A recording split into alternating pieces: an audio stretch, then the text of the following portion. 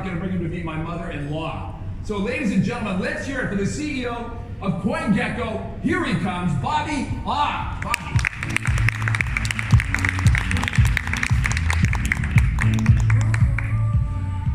All right, morning everyone.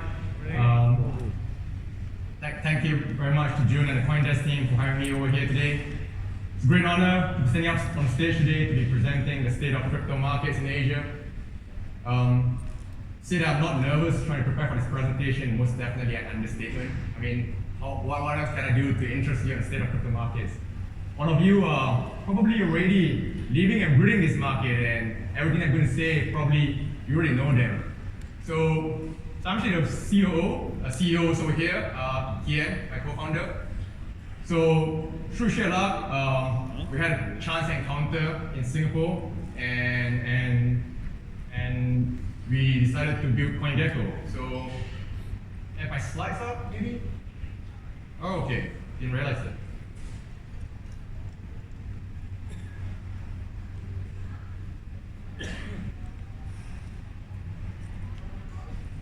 Oh, all right. So yeah. So my team at CoinGecko have put together some research comparing the state of crypto markets in Asia from 5 years ago and today. What we found surprised us, even myself, and I think what I'm going to share today will be interesting to all of you present here today as well. So as mentioned, so CoinGecko is based in Kuala Lumpur, Malaysia. Through sheer luck, I met TM over here in Singapore. We decided to build a crypto startup out of our homes, our bedrooms in KL. It's not a very conventional choice to build a crypto startup in Malaysia. Conventional wisdom would put it that we should probably build a startup in a tech hub like San Francisco or a financial hub like London or New York. Back then, we didn't really have much choice, but I guess after 5 years, we look at it as a blessing because what we observed from our position as a crypto data aggregator was a shift, a pivot of the industry from a very Western-oriented industry to Asian-focused one. And we're glad that we get to observe everything throughout our work in CoinGecko. Because you see, like, through our work, we observe how the market have grown like 100 times. And Asia is now leading this growth. When we started CoinGecko, we only tracked 50 tokens. And right now, we track over 5,500 tokens. Majority of them in the last couple of years coming from Asia. So I would say Asia is now leading growth in crypto markets, and the rest of the world is struggling really hard to keep up to pace with it. People always ask me, why is this the case? So I guess some of the reasons we come up with is because, in Asia, there is a large and growing young middle class population. There's 4.4 billion people in Asia, of which 1.4 billion are in China and another 1.4 billion are in India. Southeast Asia as a region has 600 million people. This is a lot larger than what is available in what the people in Europe and America. And throughout my work in CoinGecko, I had a chance to travel throughout Asia and speak to many young people. A lot of them, this is a common theme that I keep seeing, a lot of young people express a love for speculation and high risk. So I guess if you talk to many of these young Chinese, Korean, Vietnamese, a lot of them express this same thing, and the crypto market fits this bill perfectly. There's also a lack of interesting local equities market in many of these countries, and for many of these people, buying a US equity like Facebook stock or Google stock is actually really hard and expensive. It may not really apply here in Singapore because you guys got a really efficient financial market, but for any Malaysian or Vietnamese, it's actually pretty hard. And I would argue that it's probably easier to buy Bitcoin in many of these Asian countries than it is to buy US equity. Added to that, there's a fairly non-restrictive regulatory climate across Asia. I know China has banned crypto, and it's really hard to do anything in China if you're in the crypto business. But Chinese entrepreneurs are really creative, and they have found loopholes to still service the local markets regardless of the restrictions. Added to that, regulators in many Asian countries such as Japan, Malaysia, Philippines, Thailand have actually come up with regulatory framework and issued licenses to crypto exchanges, and they are planning to issue licenses, guidelines on ICOs as well. Added to that, there's been a lot of new crypto exchanges, projects, and companies coming out from Asia. This has led to intense competition over here in Asia, and all this competition has led to a lot of innovation coming out from this region. So ladies and gentlemen, this is, I believe, the reasons why we're seeing a very huge growth in Asia. And through my talk today, about the next half an hour, I've been talking about three main things. One is the growth of the mining pools and validators in Asia. So we have seen a lot of Asian mining pools and validators, and I'll be showing some stats about this. The next thing is there's a huge increase in the number of crypto exchanges coming out of Asia. And I'll be sharing some stats on this. And finally, competition is driving a lot of innovation from Asia. And if we expect the trend to continue, don't be surprised if more of these innovations are coming out of Asia in the next few years. So let's get to the first main point of my presentation, which is on the miners and validators securing the blockchain, the protocols powering the entire crypto network. I won't be talking about Dogecoin mining today, but I do love Dogecoin because it puts a fun to an otherwise very serious industry. So let's get to it. So when I first got into Bitcoin 6 years ago, and this is a stat from 5 years ago in June 2014, it was a largely very Western-oriented industry. Almost every mining pool was European dominated, and there was only one large Asian mining pool, which was F2 pool, now known as Discus Speech. I don't know if many of you remember, but 5 years ago, there was this Ukrainian mining pool called Ghash.io, which at one point almost had 51% of the Bitcoin hash rate. And everyone's really worried that Ghash is going to, they have some nefarious intention and may conduct a 51% attack and ruining the Bitcoin network. And everyone's asking people, the miners, to move their hash rate to other mining pools such as Slush. Thankfully, that did not happen, and Ghash over a period of time has sort of lost its relevance as no longer a main mining pool. So I guess let's have a quick trivia over here. So among the top 10 Bitcoin mining pools, how many of them do you think, as of now, are from Asia? So raise your hand if you think it would be more than 5. All right, a lot of you got it right. So it's actually, the situation is actually really Asian-centric. Out of the top 10 Bitcoin mining pools, 8 of them are actually from Asia, or more specifically, I should say, from China. So if we sum up the hash rate of all these Chinese mining pools, 80% of the hash rate is controlled by Chinese mining pools. Only 2 of the top 10 largest mining pools are non-Asian, which are Slush Pool and Bitfury. Bitmain owns BTC.com and Npool directly, and they own wide investment in via BTC. In total, Bitmain has over 40%, close to 40% of the hash rate. And China has such a strong dominance in the Bitcoin mining industry, mainly because I think they have access to the best ASIC hardware through Bitmain. But more importantly, they have access to cheap electricity, cheap renewable electricity, especially in the Sichuan province. So I know mining pools are not a reflection of miner distribution, but there are separate reports, and I've spoken to some of these mining pools in private, and they mentioned that the CoinShares report says that 60% of the mining hash rate actually comes from China, with 50% of that coming from Sichuan province itself. So now let's take a look at another proof of work blockchain. Let's take a look at Ethereum. So there is no ASIC hardware involved in Ethereum, but is it still the same case for where Asians are still dominating the industry? So this is a screen cap from 3 years ago, just when Ethereum got started. It's still a very European-dominated pool industry. There were only 2 large Asia-based mining pools, which was F2 pool and mining pool hub in Korea. They only have a 12.2% of hash rate. Now let's take a look at stats from August 2019. 6 out of top 10 mining pools are from Asia. And Ethereum mining is now more decentralized, I would say, compared to Bitcoin. Maybe you may say this is because Ethereum uses GPU mining instead of ASIC, so there's more decentralization. And also maybe because you can say that Ethereum is less mature as Bitcoin because it's younger. But as it goes on older, we don't know how things will pan out. But Ethereum's plans to move on to proof of stake, so shouldn't really be a problem. And that's the case for Ethereum. But let's take a look at another blockchain which has no mining involved, and it's only validator-based blockchain, dedicated proof of stake blockchain, I'm using an example of EOS over here, but it pretty much applies throughout many of these blockchains. So there is no advantage to having cheap electricity. There is no advantage to having access to the best ASIC machines. But are we still seeing agents involved? Technically, we should see a more decentralized distribution of validators in this case. But if you look at EOS, there's 21 block producers. 18 out of 21 are from China. 80% of them are from China.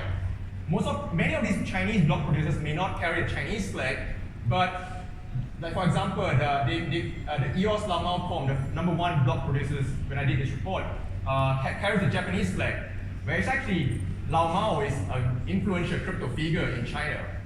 And the same can be said for the 4th largest block producer, NewDex. Carries a Cayman Islands flag, but it's actually a DEX, decentralized exchange from China as well. The situation is quite bad in EOS that Brock Pierce calls this a Chinese oligarchy. Larry Sanger, the CIO of Everpedia, a decentralized application on EOS, says that they threaten to not build on EOS unless things get more decentralized. With that being said, I don't blame the Chinese DPs for the situation they are in. They're just rational actors and purely profit maximizing. It just reflects the incentives that are in the EOS ecosystem, and it's a reflection of the distribution of EOS token wheels, which is very concentrated in China. So I guess, ladies and gentlemen, agents love making money. If you see there's a way to make money from mining, validating, or running anything, you be sure that the agents are there, and this come even at the cost of decentralization of the network. But if there's no money to be made, for example, in running a Bitcoin node, so 80% of mining pools are from Asia, but only 40% of Bitcoin nodes are from Asia. There's no money to make running a Bitcoin node, but it's important to ensure decentralization of this network. The same can be said for Ethereum. Only 24% of them are from Asia. So that pretty much wraps up my section on mining and validators. And I've shown how the industry has shifted very large in the last 5 years to a very Asian one. Now I'm going to talk about the next section, which is on crypto exchanges. And I show you how this is still the case as well. So through our work at CoinGecko, we track exchanges in the market, and in the last 1.5 years, we have seen a 706% increase in exchanges. At the start of the year, of January 2018, we had 45 exchanges. Mid-year this year, we had 363 exchanges. Out of these 318 exchanges, majority of them, 40% of them, are from Asia. And there are many other Asian exchanges incorporated in Malta, Seychelles, Cayman, BVR, and if you include all of them, this number will be higher than 50%. Now let's take a walk back memory lane, and let's see what the crypto exchange market was like 5 years ago. So this was a table, this is a table of top exchanges in the industry from 5 years ago. Unfortunately, 7 of these top 10 exchanges are no longer around. I used to remember trading on many of these exchanges like Cryptsy, Mintel. They use the Binance of this day. And I think one interesting to note is Bitfinex, leading exchange even today, only traded $80,000 worth of cryptocurrencies 5 years ago. How things have changed like over 5 years. So again, it's time for the second trivia now. We all know Binance is the largest exchange by trading volume. But if we look at the reported trading volume of all the exchanges that we track or in the industry, are they the #1 exchange? So raise your hand if you think they're #1. Okay, no one thinks, because we all know there's all this fake volume issue. What about top 5? Who thinks they are not even top 10? So Binance, if you look at reported trading volume, is only the 14th largest exchange by trading volume. They trade about $1 billion of cryptocurrencies a day, which is about what we expect. But if they are not the #1 largest exchange, who is #1 then? We have this exchange called BitMEX, MAX, a relatively small exchange from Singapore, which claims to trade $12.5 billion worth of cryptocurrencies a single day, 13 times more trading volume than Binance. Is it really the case that they are 13 times more liquid and has 13 times more volume than Binance? Or are they doing something wrong, or some trading incentive that they are faking the data or something like that? So BitMEX is an example of an exchange that has a very aggressive form of trading incentive. So they do this thing called trans fee mining or transaction fee mining, where it's a form of rebate offered by the exchange in the form of this exchange token for any trading fee that has been incurred. So what this incentivize is, is for traders to use bots and have dubious trades and rack up high transaction fee to mine these exchange tokens. And BitMEX has been really bad at these things, and they've been doing stablecoin transfer mining for their Paxos USDT and USDC USDT trading pairs. This is a screenshot of the rest of the exchanges. Almost all of them, to a large extent, have some sort of wash trading, transfer mining, or outright reporting fake volume. The situation is really bad in the industry that it's come to a stage where reported trading volume is no longer a good indicator to determine whether an exchange is liquid or large. There's just so much noise that we need to find an alternative data point. So if reported trading volume is no longer a good indicator to gauge how large an exchange is, what else is a good indicator that we can use? So what we really want is a trading volume proxy. So if you follow a narrative that an exchange that has high trading volume should have more traders and therefore more visitors to the website, holding all else being equal, we should see that these large traffic stats be reflected in independent web analytics tools such as SimilarWeb. And that's essentially what we did at CoinGecko. We created this algorithm called Trust Score, where we normalize the trading volume of all exchanges based on web traffic to come up with a metric. And what we found was Binance is the leading exchange, followed by Coinbase, Bitfinex, Kraken, and so on. When we did an analysis of exchanges by region, what we found was that 58% of all trading volume came from Asia. And the rest of the world is less than what it is compared to Asia. Binance is classified as an Asian exchange over here, and it's actually a perfect example, or the most popular example of Asian exchanges going around the world in search of favorable regulations. So Binance started 2 years ago in China, and moved on to Hong Kong, Japan, before finally founding its home in Malta.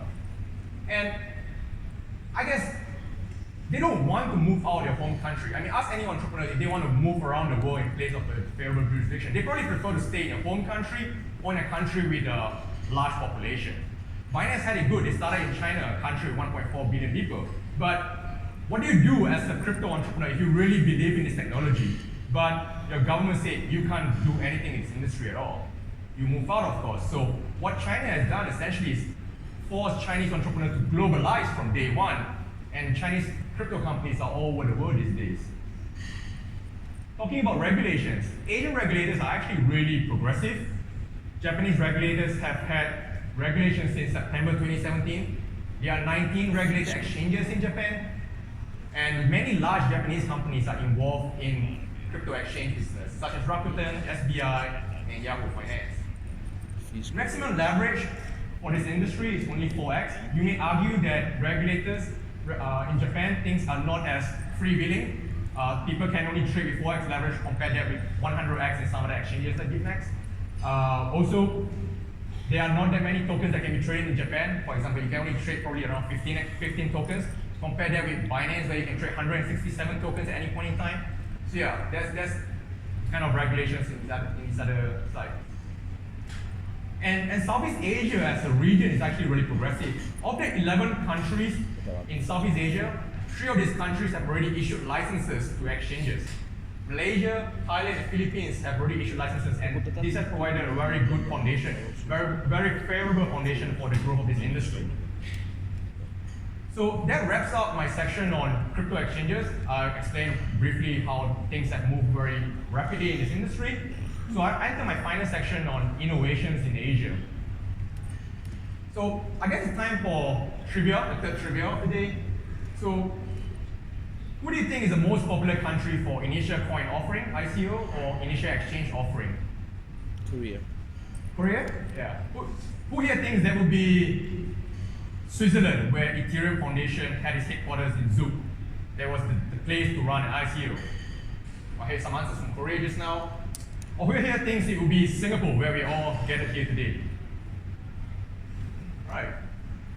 So Singapore is actually the global hub for ICO issuance. This is data from 2018, where ICO was its peak.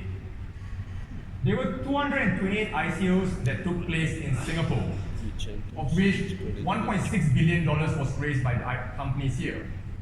On average, this would work out to be about $7 million And it's actually a new avenue for many of these crypto companies, for these entrepreneurs in Asia to tap the financial markets to raise money for their startups. This island here far outpaces US, UK, and even the natural home, which is Switzerland, which had a head start in the early days through the Ethereum ICO. I know the ICO market is dead now, and everyone's looking at IEO this year. So let's take a look at the IEO trend for the first half of this year. The IEO trend is an even bigger Asian phenomenon. Of the 72 IEOs that took place this year, 65% of them are from Asia. And IEOs are led by Asian-based exchanges, such as Gate, B4X, Binance, KuCoin, and Huobi. So I'm going to go up to the next innovation, which is on exchange-based tokens. So a lot of us are gathered here today in Asia, and we cannot take this for granted that every exchange should have an exchange token. But this has not always been the case. So I guess the question is, who really started this exchange tokens trend, and what has happened since then? So Binance was the exchange that made this popular. When CD launched his ICO 2 years ago, everyone thought that it was just another excuse for him to raise money to run an exchange. Nobody expected Binance to be the #1 exchange in a short period of time. But I think the exchange token was very innovative on two main fronts, mainly on its utility. So in short, the utility exchange token comes with two major utilities, which is #1, a discount on trading fee when trading on Binance, and #2 is a quarterly token burn based on the profit of exchange. We did not realize this back then, but this creates a very strong loyalty factor for traders to come and trade in one exchange and not move anywhere else. An exchange business is very profitable, but surprisingly very competitive. And Binance did well to do this. And after Binance did its exchange tokens, every other exchange started copying this trend. Binance has not been sitting on its laurel. They've been continuously innovating and adding utility to its token. They've been adding the IEO model this year. And if you want to participate in IEO, you sort of have to stake your BNB tokens. And another trend that Binance has been doing is the launch of its Binance Chain and the decentralized exchange. This trend is not very popular yet, but we are seeing similarities and other exchanges copying this model. So we are already seeing CoinX, an exchange from Shenzhen, coming out with a CoinX chain. And I won't be surprised in the next half a year or so, other large crypto exchanges launching their own chain following the Binance model. So don't be surprised if you start seeing Huobi, Gate, ZB, all the other large Asian Chinese exchanges doing the same model. And what do you do when all the exchanges have their own exchange token, when hundreds of exchanges all have their own token? It was innovative and interesting at the start, but when everyone has the same token, the innovative factor loses it's no longer interesting. So there was this exchange that shook up the industry with the trans-fee mining model. And this exchange is called Fcoin from China, where it transformed the entire industry. So it came out of nowhere and had this incentive where it sort of marries two of Asians' love, which is a love for mining and a love for trading, and put them together. And although the methods are very interesting, it's very controversial.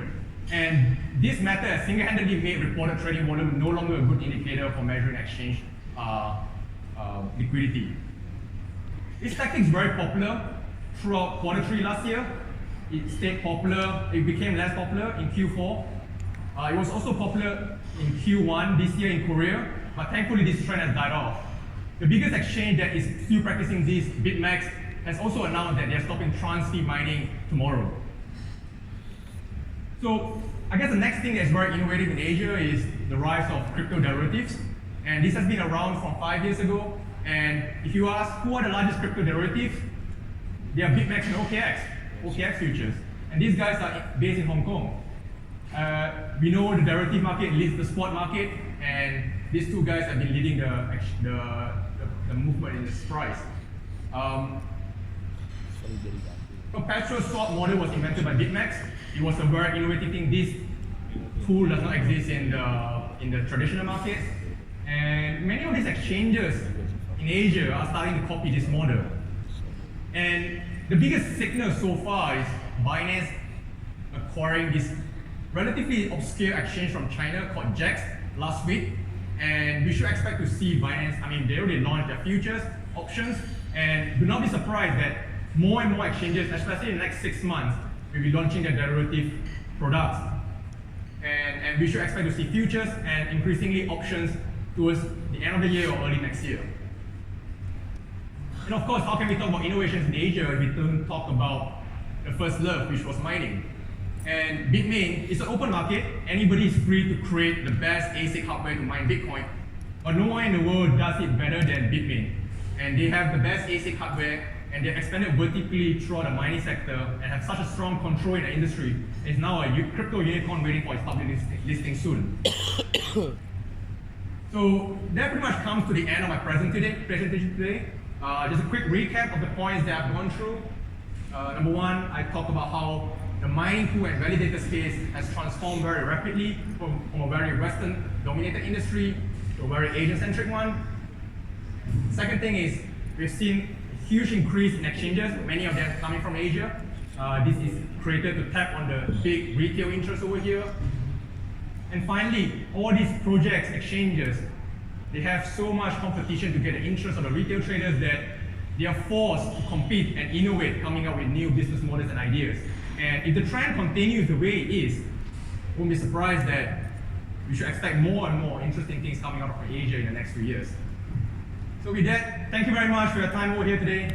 Glad to have all of you here. All right, thank you very much, guys. Great job. Thanks for bringing the state of the market to us. Fantastic. All right.